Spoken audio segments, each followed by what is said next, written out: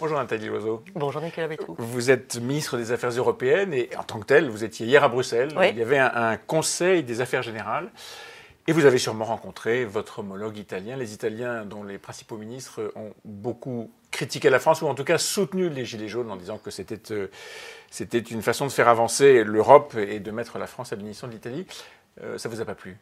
Non, ça ne m'a pas plu, évidemment, Ouais. ça n'a pas plu au gouvernement, ça n'a pas plu aux Français non plus, ça n'a pas plu à beaucoup d'Italiens, pas davantage, parce que c'est de l'ingérence. Je l'ai dit à mon collègue italien Vous qui l'avez s'y attendait. dit, ça a créé une polémique. Et hier, qu'est-ce qui s'est passé? J'en ai parlé à mon collègue italien, il s'y attendait, il n'était pas surpris. Ah oui. Je lui ai demandé aussi des explications. Les explications étaient que M. Di Maio ne parlait pas en tant que membre du gouvernement, mais en tant que chef d'un mouvement politique. Di Maio, c'est le chef du Les mouvement 5 5 étoiles. hein. Quand on est au gouvernement, on est au gouvernement. Et Voilà. Matteo Salvini, le ministre de l'Intérieur, le chef de la Ligue, était encore plus critique sur le gouvernement français et encore plus en soutien aux Gilets jaunes. Et vous croyez qu'il va mettre sa langue dans sa poche? Sûrement pas, parce que c'est son habitude, il est en campagne électorale permanente. Simplement, je ne pense pas que ça règle les difficultés d'Italie. Je pense que quand on est au gouvernement, qu'on est là pour traiter du bien-être de ses concitoyens. Et je ne vois pas en quoi se mêler de la question des Gilets jaunes améliore le bien-être des Italiens. Beaucoup d'Italiens lui ont dit d'ailleurs. Oui, c'est une façon pour les Italiens, j'imagine, enfin pour le gouvernement italien, de dire ce populisme, en tout cas ce mouvement populaire en France, il est celui que nous représentons en Italie. C'est une manière aussi de détourner l'attention de leurs problèmes intérieurs. Sûrement, mais au passage, ils ont une bonne idée. Eux, depuis une bonne dizaine d'années, peut-être même 20 ans, l'occupation des ronds-points est interdite et réprimée pénalement. C'est pas un truc à prendre, ça? C'est ce que beaucoup d'Italiens ont fait remarquer à M. Di Maio et à M. Salvini en disant « Vous êtes en train de vous précipiter sur un mouvement qui occupe des ronds-points, c'est curieux, vous avez fait un décret. » Mais est-ce que ce n'est pas une bonne idée?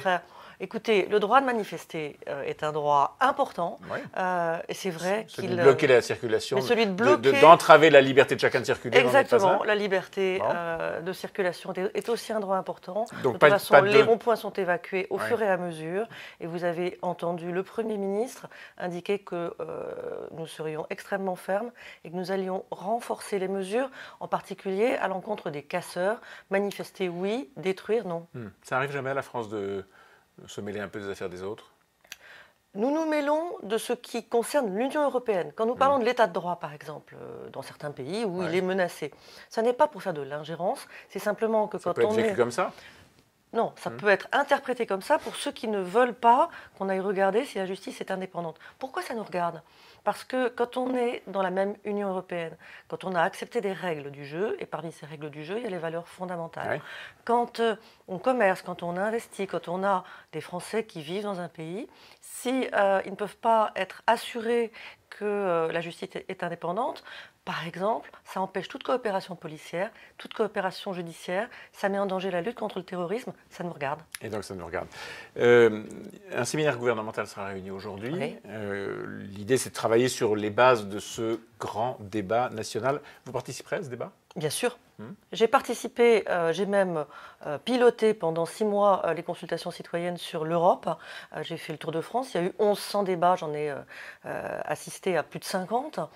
J'ai donné un certain nombre d'avis sur la manière dont on peut, depuis le gouvernement, organiser un débat qui soit transpartisan, pluraliste, transparent, neutre et qui puisse toucher à tous les sujets. Comment est-ce que les ministres doivent se comporter? Ils doivent écouter, ils doivent parler? Bien sûr, bien sûr. On nous a reproché de ne pas assez écouter. Donc, prenons cette occasion d'écouter ce que les Français ont à nous dire. De parler? C'est ce que j'ai fait pendant 6 mois, bien sûr. On a aussi des convictions, on a aussi un programme à expliquer et un dialogue. C'est un dialogue que j'appelle de mes voeux, à condition qu'il soit respectueux. Comment est-ce qu'il faut gérer, comment est-ce qu'il faudra gérer les sujets qui, a priori, semblent exclus du grand débat? Je pense au mariage homosexuel, je pense à la PMA, je pense pourquoi pas à la peine de mort. Peut-être ce sujet va revenir sur la table. On l'a dit, le débat est libre en France. On ne va pas interdire à des Français de parler d'un sujet ou d'un autre. Mais ces sujets ne seront pas retenus. C'est vrai tous les jours. Et ce sera vrai pour le grand débat. Simplement, on ne va pas rouvrir des sujets sur lesquels la représentation nationale s'est prononcée, qui sont des sujets qui tiennent à nos valeurs, donc peine de mort, avortement, mariage ISF. pour tous. Sur le mariage pour tous, je m'y arrête une seconde, on a vu ce qui s'est passé avec la consultation en ligne du Conseil économique et social. Prenons garde à ce que des groupes de pression n'essayent pas de refaire le match quand ils ont perdu des batailles, d'essayer de les faire revenir par la porte arrière. Mais si ces gens-là se mobilisent davantage que les autres, voilà, leur voix porte plus que les autres, est-ce que c'est illégitime pour autant ? Ça n'est pas illégitime, simplement, il faut que ce soit transparent, il faut que les choses soient dites. Comme elles l'ont été d'ailleurs, il a été identifié que la Manif pour tous avait donné des consignes d'inonder la consultation du Conseil économique et social qui n'était pas forcément très connue de nos concitoyens. La démocratie participative, c'est un très bel outil, mais il faut le manier avec les yeux ouverts, en sachant que les manipulations sont toujours possibles. Les 80 km/h, si massivement, comme tous les sondages le montrent, les Français sont contre cette limitation de vitesse à 80 km/h. Et si ça ressort dans les débats, vous le ferez ? Je ne crois pas que les Français soient contre le fait qu'il y a moins de morts depuis quelques mois, depuis que les 80 km/h. Ça, c'est la réponse, mais le fait des 80 km/h, il est contesté, très contesté. Il est même probablement considéré comme une des étincelles qui a fait partir le mouvement des Gilets jaunes. Vous savez, ce qui a fait partir le mouvement des Gilets jaunes, c'était une hausse de la taxe sur les carburants avec un prix des carburants qui était élevé. Aujourd'hui, il n'a jamais été aussi bas depuis plus d'un an. Des 80 km/h. Méfions-nous. Sur les 80 km/h, moi je me souviens que la ceinture... Si on veut en débattre, on en débattra. Je me souviens simplement que sur la ceinture de sécurité, elle était extrêmement impopulaire. Sur le permis à points, il était extrêmement impopulaire. Aujourd'hui, c'est rentré dans les mœurs et surtout, ça sauve des vies. Quel sera l'axe de discussion sur l'Europe ? Alors, l'Europe, elle est partout. Elle est sur les questions fiscales, elle est sur les questions écologiques. Quand on parle transition énergétique, transition écologique, comment financer le renouvelable, comment lutter contre le réchauffement climatique, il y a une dimension européenne il y a une question fondamentale, c'est dedans ou dehors. Cette question-là, je crois que les Français l'ont tranchée notamment au moment du deuxième tour de la présidentielle. Et puis, ils pourront encore s'exprimer pendant les européennes. Je n'ai pas l'impression aujourd'hui que les Français veulent sortir ni de l'Europe ni de l'euro. On s'aperçoit d'ailleurs que Mme Le Pen est très en peine d'expliquer ce qu'elle veut faire. Elle n'est plus anti-Union européenne, dit-elle. Elle n'est plus anti-euro, dit-elle. En même temps, elle veut refaire les traités. C'est incohérent, mais elle ne sait plus quoi dire. Est-ce que vous comprenez la décision de Chantal Joanneau de jeter l'éponge sur le débat national, tout en conservant d'ailleurs ses fonctions à la tête de sa commission ? J'en prends acte, le gouvernement en prend acte. Ce que je note, c'est qu'il y a eu une polémique sur sa rémunération, qui est effectivement une rémunération très élevée. Elle l'a dit elle-même, c'est une rémunération très inhabituelle pour un haut fonctionnaire. Moi, ce qui me frappe, c'est qu'il y a eu une polémique, certes, mais que cette polémique a été très vite violente, haineuse, avec des injures, peut-être des menaces, je l'ignore. Ce qui me frappe, c'est le climat. Aujourd'hui, il y a des gens qui ne veulent pas d'un débat serein.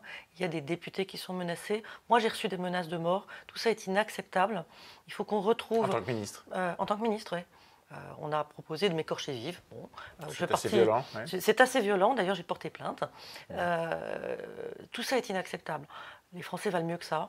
On doit être capable d'avoir un débat serein. Moi, je l'ai eu pendant 6 mois. Vous comprenez qu'elle ait jeté l'éponge ? En tout cas, j'en prends acte et je regrette ce climat dont j'espère qu'il va s'apaiser très vite. Ce sera l'objet en partie du débat national. Est-ce que vous serez candidate pour les élections européennes ? Écoutez, pour le moment, je suis tout à ma tâche. Le Brexit n'est pas terminé. Pardon, mais c'est une réponse un peu formatée. Non, ce n'est pas une réponse formatée. Est-ce que vous serez candidate ? Dans ma vie, les listes sont en train de se faire. Les listes sont en train de se faire, je vous le désignées. confirme. Plusieurs partis ont désigné déjà leur tête de liste, commencent à constituer leur liste. Alors, le Rassemblement national hier, le Parti communiste il y a un certain temps. Les petits partis l'ont fait. Je pense que les Français ont la tête ailleurs aujourd'hui. Il n'y a aucune presse. En 2014, les têtes de liste avaient été désignées au mois de mars. C'est pas le signe d'un embarras ? On en est très loin. Pas du tout. Je ne parle pas de votre part, mais de La République En Marche. Pas du tout. D'abord, ce sera une liste de majorité large.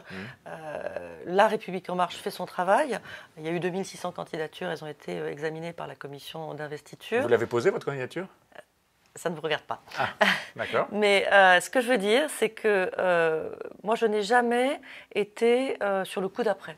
Je suis toujours à ce que je fais. Aujourd'hui, ce que j'ai à faire, c'est traiter une Europe qui est divisée. Mais comme on doit déposer sa candidature aujourd'hui, pardon, mais ça me regarde de savoir si vous l'avez fait ou pas. Vous ne voulez pas me répondre, mais... Non, je ne vais pas vous répondre. D'accord. Mais ça, ça ne vous éclaire pas. Oh, un petit peu quand même. On verra. Je ferai bien un pari. Je vous cacherai une enveloppe et on la verra ensemble quand vous aurez donné votre décision. Merci Nathalie Loiseau. Merci.